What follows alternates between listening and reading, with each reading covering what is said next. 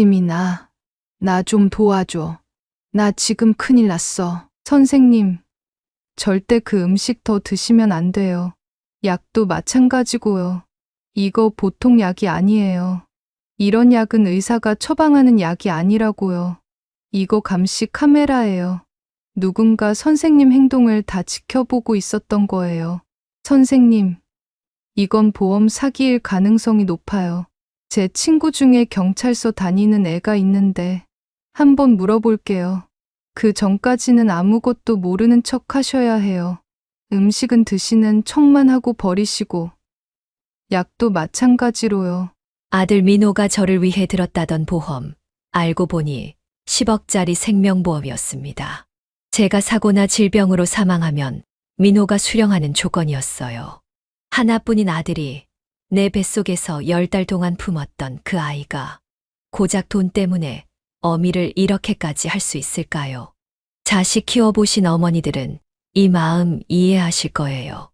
자식이 잘못해도 내 핏줄인데 하면서 눈 감아주고 감싸게 되는 게 부모 마음인데 그 자식이 내 생명을 노리는 걸 알았을 때 그 고통이란 상상 이상입니다.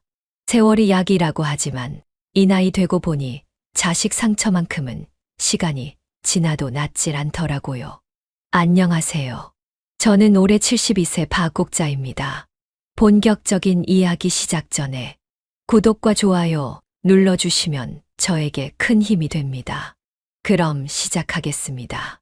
저는 평생 자식 뒷바라지하며 살아온 평범한 어머니입니다. 남편은 10년 전에 먼저 하늘나라로 떠났고 그 후로는 서울 작은 아파트에서 혼자 살고 있었어요. 아들 민호는 대기업에 다니는 회사원이고 며느리 윤지는 금융업계에서 일하는 똑똑한 여성이에요. 사실 두 사람 결혼할 때만 해도 저는 정말 행복했습니다. 든든한 아들과 맞벌이하는 며느리, 그리고 귀여운 손녀 서연이까지 완벽한 가족이라고 생각했죠. 그런데 작년 봄 민호가 갑자기 저를 찾아왔어요. 평소에는 명절이나 생일 때만 오고 얼굴 보기 힘든 아들이었는데 그날은 특별히 좋은 와인까지 들고 와서 저녁을 함께 했습니다. 식사 중에 민호가 말했어요. 엄마, 요즘 건강은 어때요? 혈압약은 잘 챙겨 먹고 있죠? 저는 그저 아들이 걱정해 주는 줄 알고 고마웠습니다. 그러다 민호가 본론을 꺼냈어요. 엄마, 서울 공기가 너무 안 좋잖아요. 엄마 나이에는 시골에서 맑은 공기 마시면서 사는 게 건강에 훨씬 좋을 것 같아요. 마침 경기도 양평에 좋은 전원주택이 있는데 엄마한테 딱 좋을 것 같아요. 저희가 다 알아봤어요. 처음에는 깜짝 놀라 거절했죠. 평생 살던 동네를 떠나 낯선 곳으로 간다는 게 쉬운 결정은 아니니까요. 하지만 민호와 윤지는 계속해서 저를 설득했어요. 특히 윤지는 자료까지 준비해 와서 보여줬습니다. 어머님, 이 집 보세요. 정원도 있고 공기도 맑고 주변에 산책로도 있어요. 서울보다 훨씬 조용하고 건강에 좋을 거예요. 저희가 집도 다 꾸며놨어요. 어머님은 그냥 집만 챙겨오시면 돼요. 그리고 며칠 후 민호가 보험 얘기를 꺼냈어요. 엄마, 나이 드시면 의료비가 많이 들잖아요. 제가 엄마 이름으로 보험을 하나 들어드릴게요. 나중에 큰 병 걸리시면 병원비 걱정 없게요. 당시에는 그저 고마웠습니다. 아들이 이렇게까지 챙겨주다니 정말 효자구나 싶었죠. 그래서 민호가 준비한 서류에 도장을 찍었습니다. 보험 설명도 제대로 듣지 않고요. 그저 아들을 믿었으니까요.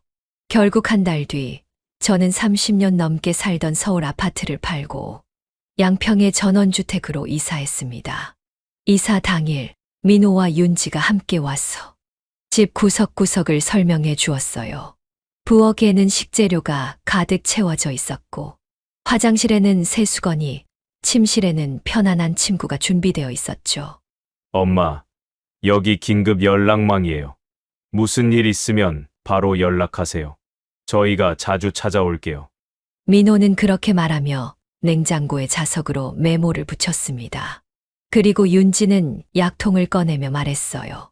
어머님, 이건 혈압약이고 이건 영양제예요. 아침 저녁으로 꼭 드세요. 제가 일주일에 한 번씩 와서 약 챙겨드릴게요. 그날 저녁 민호 가족은 돌아갔고 저는 처음으로 그 넓은 집에 혼자 남겨졌습니다.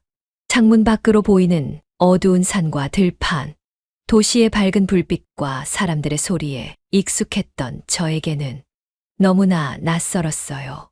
하지만 아들이 나를 위해서 해준 거니까라는 생각으로 참았습니다. 다음 날부터 매일 아침 문 앞에 도시락이 배달되었어요. 김밥과 국, 간단한 반찬들, 그리고 약봉지까지. 메모에는 엄마, 잘 챙겨 드세요. 윤지 올림. 이라고 적혀 있었습니다. 처음에는 고마웠습니다. 매일 이렇게 챙겨주다니. 며느리가 참 착하다고 생각했죠. 하지만 첫 주가 지나도 민호는 찾아오지 않았어요. 전화를 해도 바빠서 라는 한마디로 끊었고 윤지도 약만 배달시킬 뿐 얼굴을 보여주지 않았습니다. 두 번째 주가 되자 불안함이 밀려왔어요. 이 넓은 집에 혼자 있으니 괜히 무서웠고 갑자기 아프거나 하면 어떡하나 싶었죠. 그러던 어느 날 저녁 TV를 보다가 우연히 뉴스를 봤습니다. 노인 대상보험 사기단 검거라는 제목의 뉴스였어요. 자식들이 부모님 명의로 고액의 생명보험을 들고 버려두거나 심지어 해치기까지 한다는 내용이었습니다. 그 순간 등골이 오싹해졌어요. 설마 우리 민호가 그 생각을 하자마자 머리를 흔들었습니다. 아닐 거예요. 우리 아들은 그럴 리 없어요. 하지만 마음 한구석에서는 계속 의심이 일었습니다. 왜 갑자기 나를 이렇게 외딴 곳으로 보냈을까? 왜 얼굴도 비추지 않을까? 그리고 그 보험은 과연 무슨 보험이었을까? 더 불안해진 저는 약봉지를 자세히 살펴봤어요. 그런데 이상했습니다. 병원에서 받던 혈압약과 약 모양이 달랐어요. 그리고 배달되는 음식에서도 가끔 이상한 냄새가 났습니다. 먹고 나면 왠지 몸이 무겁고 정신이 흐릿해지는 것 같았어요. 무언가 잘못됐다는 느낌이 들었습니다. 그래서 결심했어요. 일단은 아무것도 모르는 척하고 누군가에게 도움을 청해야겠다고요. 하지만 누구에게? 이웃도 없고 친구들도 모두 서울에 있었죠. 그때 문득 생각난 사람이 있었습니다. 제가 젊었을 때 운영했던 미용학원의 제자 지민이었어요. 지민이는 항상 저를 스승으로 존경했고 명절마다 찾아와 안부를 물었던 아이였습니다. 다행히 전화번호는 아직 제 핸드폰에 저장되어 있었어요. 떨리는 손으로 전화를 걸었습니다. 선생님, 오랜만이에요. 잘 지내셨어요? 지민이의 밝은 목소리를 듣자마자 눈물이 났어요. 그동안 쌓였던 불안과 외로움이 한꺼번에 터져 나왔습니다. 지민아, 도와줘. 나 지금 큰일 났어. 그렇게 저는 지민이에게 모든 상황을 이야기했습니다. 양평으로 이사 온 이유, 아들과 며느리의 수상한 행동, 이상한 약과 음식에 대해서요. 지민이는 곧바로 심각성을 깨달았어요. 선생님, 절대 그 음식 더 드시면 안 돼요. 약도 마찬가지고요. 제가 내일 당장 갈게요. 오늘 밤만 참으세요. 그 밤 저는 잠을 이루지 못했습니다. 창밖으로 보이는 어둠 속에서 누군가 나를 지켜보는 것만 같았어요. 그리고 자꾸만 민호가 했던 말이 귓가에 맴돌았습니다. 엄마, 보험은 들었지? 다음 날 아침 지민이가 약속대로 찾아왔어요. 저는 그동안 모아두었던 음식과 약을 보여주었습니다. 지민이는 곧바로 얼굴색이 변했어요. 선생님, 이거 보통 약이 아니에요. 이런 약은 의사가 처방하는 약이 아니라고요. 지민이는 약을 자세히 살펴보더니 사진을 찍었습니다. 그리고 제 집 구석구석을 살펴보기 시작했어요. 그러다 갑자기 천장 모서리에서 뭔가를 발견했습니다. 선생님, 이거 감시 카메라예요. 누군가 선생님 행동을 다 지켜보고 있었던 거예요. 그 말에 온몸에 소름이 돋았어요. 내 아들이 내 피부치가 날 감시하고 있었다니 믿기지 않았습니다. 지민이는 빠르게 상황을 파악했어요. 선생님, 이건 보험 사기일 가능성이 높아요. 제 친구 중에 경찰서 다니는 애가 있는데 한번 물어볼게요. 그 전까지는 아무것도 모르는 척 하셔야 해요. 음식은 드시는 척만 하고 버리시고, 약도 마찬가지로요. 지민이는 그날부터 매일 비밀리에 저를 찾아왔습니다. 카메라가 설치된 곳을 피해 정원에서 만나거나 산책을 나간 척하고 만났죠. 그러면서 차츰 진실이 드러났어요. 민호가 저를 위해 들었다던 그 보험. 알고 보니 10억짜리 생명보험이었습니다. 제가 사고나 질병으로 사망하면 민호가 수령하는 조건이었어요. 게다가 이중계약까지 되어 있었죠. 그리고 제가 먹고 있던 약은 서서히 몸을 해치는 약물이었다고 해요. 정신을 흐리게 하고 장기에 손상을 주는 이 사실을 알게 된 날, 저는 정말 숨이 막혔습니다. 내가 그토록 사랑했던 아들이, 내 뱃속에서 10달 동안 품었던 그 아이가 이제는 내 목숨을 노리고 있다니요. 어떻게 이런 일이 가능한 건지. 온 세상이 무너지는 것 같았어요. 하지만 더 이상 무너질 시간은 없었습니다. 지민이가 경찰에 알렸고 우리는 함께 계획을 세웠어요. 경찰은 증거를 모으기 위해 조금 더 지켜보자고 했습니다. 그동안 저는 약을 먹는 척하면서 버리고 음식도 조금씩만 먹는 척하며 지민이가 가져온 음식을 몰래 먹었어요. 그러던 어느 날 오랜만에 윤지가 직접 찾아왔습니다. 저는 몸이 많이 약해진 척, 정신이 흐릿한 척했어요. 윤지는 제 상태를 보더니 만족스러운 듯 웃었습니다. 어머님, 오늘은 좀 어떠세요? 약은 잘 드시고 계시죠? 응. 잘 먹고 있어. 근데 윤지야, 나 요즘 자꾸 가슴이 아파 숨쉬기도 힘들고. 윤지의 눈빛이 변했어요.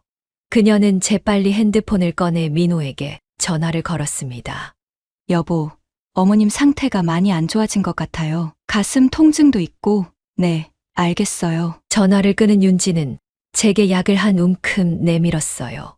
어머님, 이거 드시면 좀 나아질 거예요. 어서 드세요. 저는 떨리는 손으로 약을 받아들고 입에 넣는 척했습니다.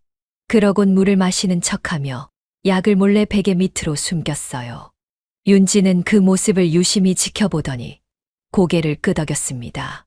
어머님, 조금만 견디세요. 곧 편안해질 거예요. 그 말이 무슨 뜻인지 저는 너무나 잘 알았습니다. 윤지가 돌아가고 난 후 저는 참았던 눈물을 터뜨렸어요. 내 자식이, 내 며느리가 이렇게까지 변할 수 있다니. 하지만 더 이상 슬퍼할 시간이 없었습니다. 이제는 내 목숨을 지키기 위해, 그리고 그들의 죄를 밝히기 위해 싸워야 했으니까요. 며칠 후 제 상태는 더욱 악화된 것처럼 보였습니다. 일부러 창백한 얼굴 메이크업을 하고 몸도 자주 떨게 했죠.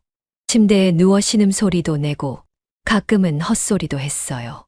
제가 젊었을 때 미용실과 미용학원을 운영했던 경력이 이런 연기에 도움이 됐습니다. 40년 가까이 고객들의 얼굴을 만져온 손은 화장품 하나 없이도 얼굴을 창백하게 만드는 법을 알고 있었어요. 거울 앞에서 연습도 많이 했습니다. 죽어가는 사람처럼 보이는 방법을. 참 아이러니하죠. 평생 사람들을 아름답게 만들어주던 제 손이 이제는 스스로를 추하게 만들고 있으니까요. 지민이는 매일 밤 조심스럽게 찾아왔습니다. 카메라가 설치되지 않은 화장실에서 만나거나 정원 구석에서 몰래 만났죠. 그녀는 제게 필요한 음식과 깨끗한 물, 그리고 소식을 전해 주었어요. 선생님, 경찰이 모든 정보를 수집하고 있어요. 민호 씨와 윤지 씨의 계좌 내역, 보험 가입 정보, 약물 검사 결과까지. 이제 곧 행동을 취할 수 있을 거예요. 저는 그 말을 듣고 안도했지만 한편으로는 가슴이 너무 아팠습니다. 내 아들의 죄를 입증하기 위해 경찰과 협력한다니. 어떤 어머니가 이런 일을 할 수 있을까요? 하지만 저는 더 이상 물러설 수 없었어요. 민호가 마음을 고쳐먹을 거라는 기대는 이미 버렸으니까요. 지민아, 내가 얼마나 더 버텨야 할까? 조금만 더 참으세요. 선생님, 그들이 확실한 행동을 취할 때까지 기다려야 해요. 너무 서두르면 증거가 부족할 수 있어요. 그러던 어느 날, 오랜만에 윤지가 직접 찾아왔습니다. 그녀는 식료품과 약봉지를 들고 왔어요. 저는 침대에 누워 몸을 떨며 연기를 했습니다. 어머님, 오늘은 좀 어떠세요? 윤지의 목소리는 걱정을 담고 있었지만 그 눈빛은 차가웠어요. 저는 약한 목소리로 대답했습니다. 괜찮지 않아. 자꾸 가슴이 아파. 윤지는 제 이마에 손을 얹고 체온을 확인하는 척했어요. 그녀의 손은 차갑고 떨리고 있었습니다. 불안해하는 걸까요? 아니면 기대에 차 있는 걸까요? 열은 없으신 것 같은데, 어머님, 약을 좀 더 드셔야겠어요. 이번에 특별히 좋은 약을 가져왔어요. 이거 드시면 통증이 사라질 거예요. 윤지는 평소보다 큰 알약을 꺼내 제게 내밀었습니다. 저는 그것이 무엇인지 충분히 짐작할 수 있었어요. 아마도 이전보다 더 강한 약물일 테죠. 그들은 이제 서두르고 있었습니다. 물 좀. 윤지는 물을 따라 저에게 건넸고 저는 떨리는 손으로 약을 받아 입에 넣는 척했습니다. 이미 지민이에게서 배운 대로요. 약을 혀 밑에 숨기고 물을 마시는 척하면서 약을 빠르게 소매 속으로 넣었어요. 윤지는 제가 약을 삼키는 것을 확인하려는 듯 유심히 지켜보았지만 제 연기는 완벽했습니다. 어머님, 이제 곧 괜찮아지실 거예요. 푹 쉬세요. 내일 또 올게요. 윤지가 떠나고 나서 저는 소매에 숨겨둔 약을 꺼내 지민이가 준 증거 봉투에 넣었습니다. 이것도 중요한 증거가 될 테니까요. 그날 밤 지민이가 다시 찾아왔을 때 저는 윤지가 준 약에 대해 이야기했어요.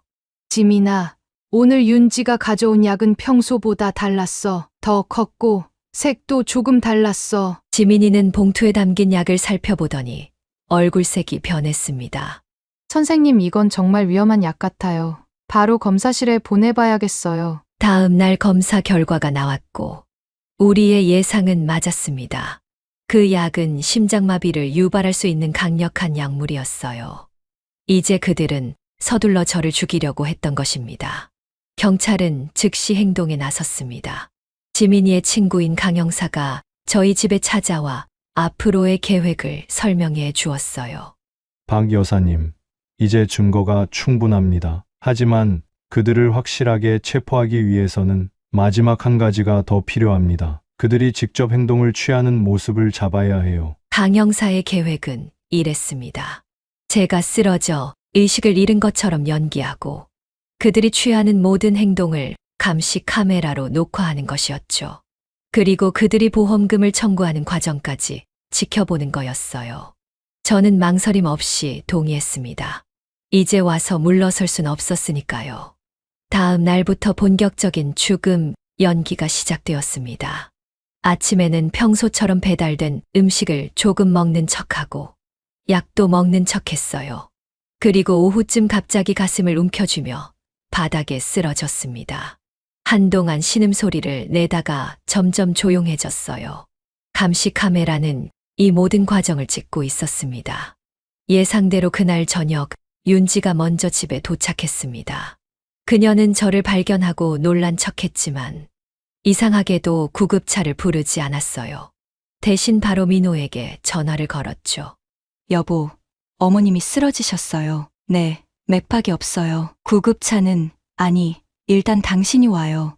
빨리요. 얼마 후 민호가 도착했습니다. 그는 제 맥박을 확인하더니 윤지에게 고개를 끄덕였어요. 두 사람은 잠시 이야기를 나눈 후 민호가 전화를 걸었습니다. 김 원장님, 어머니가 돌아가신 것 같습니다. 네, 지금 바로 와주세요. 저는 바닥에 누워 눈을 감은 채 모든 것을 듣고 있었습니다. 내 아들이 구급차도 부르지 않고 대신 미리 준비해둔 의사에게 연락하는 모습을. 제 심장은 깨어질 것 같았지만 계속 연기를 해야 했어요. 숨을 최소한으로 쉬고 가끔씩 목을 타고 올라오는 기침을 참는 것은 정말 힘들었습니다. 하지만 저는 참았어요.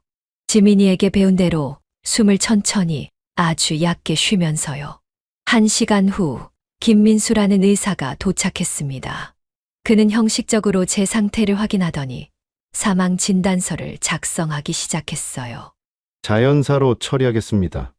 심장마비로 인한 사망으로요. 민호는 안도의 한숨을 내쉬었습니다.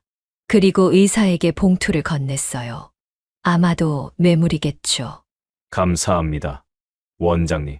장례는 최대한 빨리 치르려고 합니다.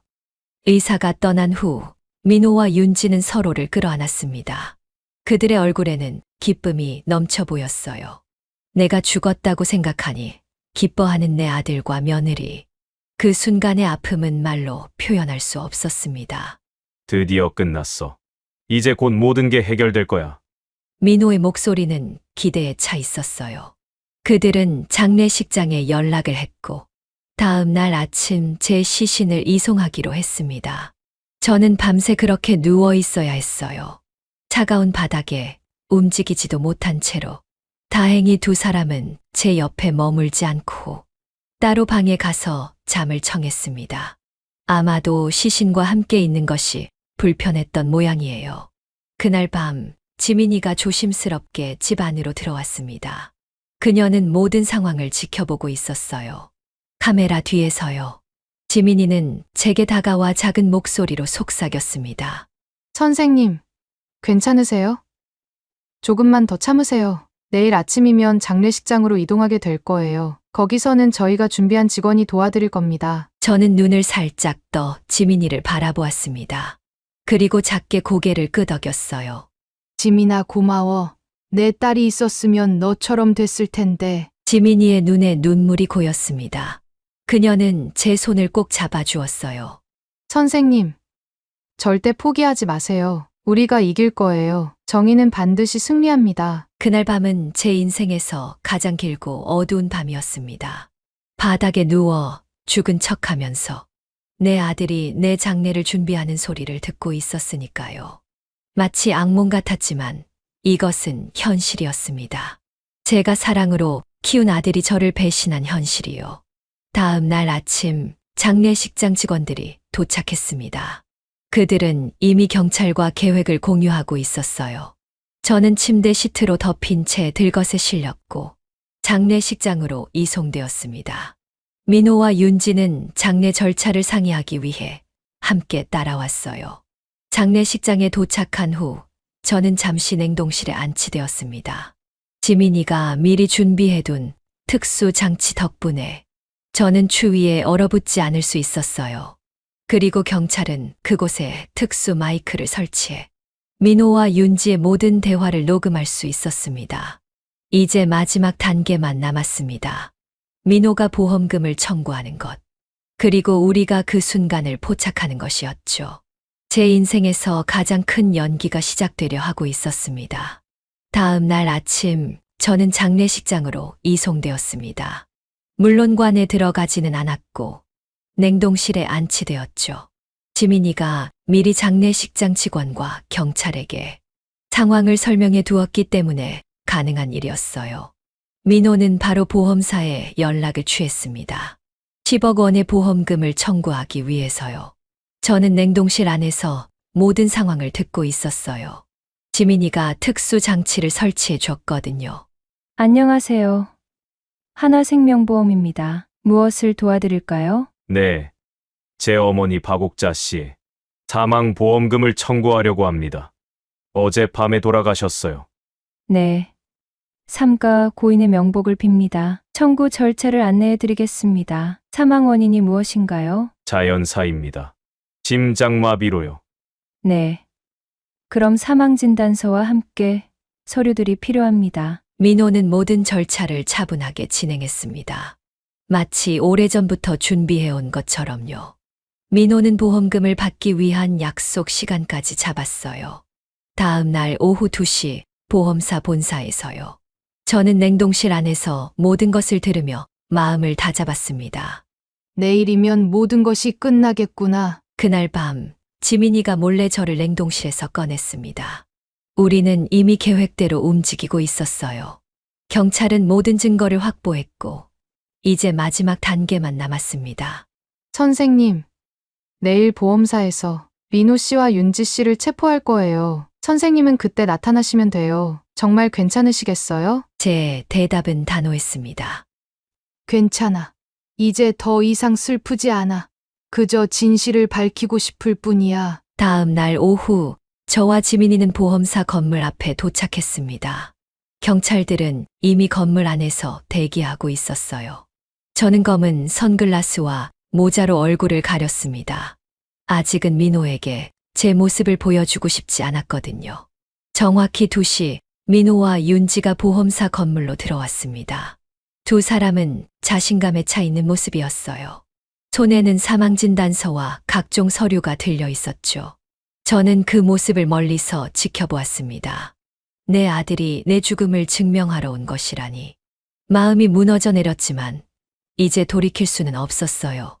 민호와 윤지는 보험사 직원과 상담실로 들어갔습니다. 저와 지민이도 그들을 따라 들어갔어요. 상담실 문이 닫히자마자 경찰들이 나타났습니다. 민호 씨, 윤지 씨, 두 분은 살인 미수와 보험 사기 혐의로 체포됩니다. 묵비권을 행사할 수 있으며 경찰의 말이 채 끝나기도 전에 민호가 소리쳤습니다. 무슨 말도 안 되는 소리예요. 제 어머니는 돌아가셨다고요. 여기 사망진단서도 있고. 그때였어요. 제가 선글라스를 벗으며 앞으로 나섰습니다. 민호야, 단 한마디였지만 그 목소리에 민호는 얼어붙었어요. 그는 천천히 고개를 돌려 저를 바라보았습니다. 그의 얼굴에서 핏기가 싹 가셨어요. 어머니? 윤지도 충격에 빠진 표정이었습니다. 그녀의 입에서는 작은 비명이 새어 나왔어요. 이럴 수가. 어떻게? 저는 떨리는 목소리로 말했습니다. 민호야. 내가 정말 날 그렇게까지, 내가 뭘 그렇게 잘못했니? 내가 널 낳고 키우며 평생 바친 내 인생이 내게는 고작 10억짜리였던 거니? 민호는 아무 말도 하지 못했습니다. 그저 바닥만 바라볼 뿐이었어요. 윤지는 갑자기 울음을 터뜨리며 무릎을 꿇었습니다. 어머님, 저희가 잘못했어요. 빚이 너무 많았고 회사에서도 위기였어요. 저희는 그저 저는 그녀의 말을 끊었습니다. 그런 이유가 나를 죽이는 이유가 될 수는 없어. 내가 내 딸이라고 생각했는데. 경찰은 두 사람의 손에 수갑을 채웠습니다. 모든 증거는 이미 확보되어 있었어요.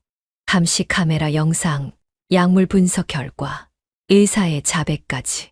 그들은 이미 패배한 거였죠. 민호가 경찰에게 끌려나가면서 마지막으로 저를 돌아보았어요. 그의 눈에는 눈물이 고여 있었습니다. 엄마, 정말 미안해요.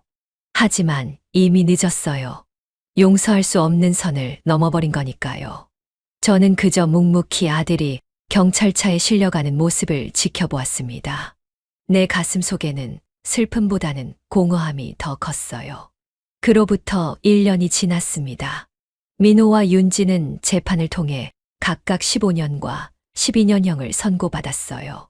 살인미수, 보험 사기, 위조 등 혐의가 모두 인정된 거죠. 저는 그들과의 관계를 완전히 끊진 않았습니다. 한 달에 한 번 교도소에 면회를 가서 민호의 얼굴을 봅니다. 대화는 거의 없지만 그래도 저는 그의 어머니니까요. 사건 이후 저는 지민이의 도움으로 작은 도시로 이사했어요. 서울도 양평도 아닌 아무도 저를 모르는 새로운 곳이었죠. 그곳에서 저는 조용히 새 삶을 시작했습니다.